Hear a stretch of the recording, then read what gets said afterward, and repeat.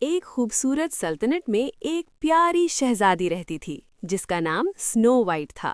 وہ بہت ہی نرم دل اور خوبصورت تھی۔ اس کی سوتیلی ماں جو ملکہ تھی بہت مغرور تھی اور ہمیشہ سب سے خوبصورت کہلانا چاہتی تھی۔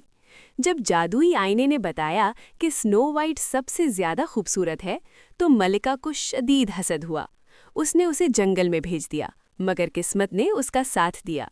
جنگل میں اسے 7 ننھے بونے ملے۔ وہ بہت محنتی اور نیک دل تھے۔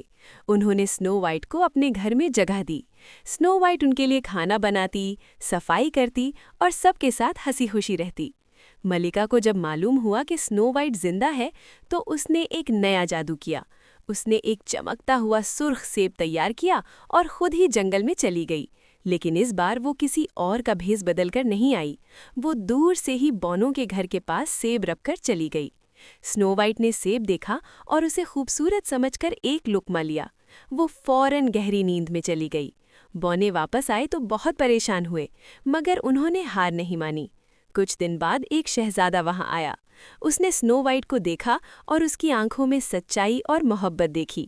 جیسے ہی اس نے سنو وائٹ کا ہاتھ تھاما، جادو ٹوٹ گیا اور وہ جاگ اٹھی۔ سب بہت خوش ہوئے۔ بعد میں سنو وائٹ اور شہزادہ شادی کر کے اپنی نئی زندگی شروع کرنے لگے۔ ملکہ کو اپنی برائی پر پچھتاوا ہوا اور اسے سمجھ آ گیا کہ حسد انسان کو تباہ کر دیتا ہے۔ سبق: حسد نہیں، محبت اور نیکی ہمیشہ جیتتی ہے۔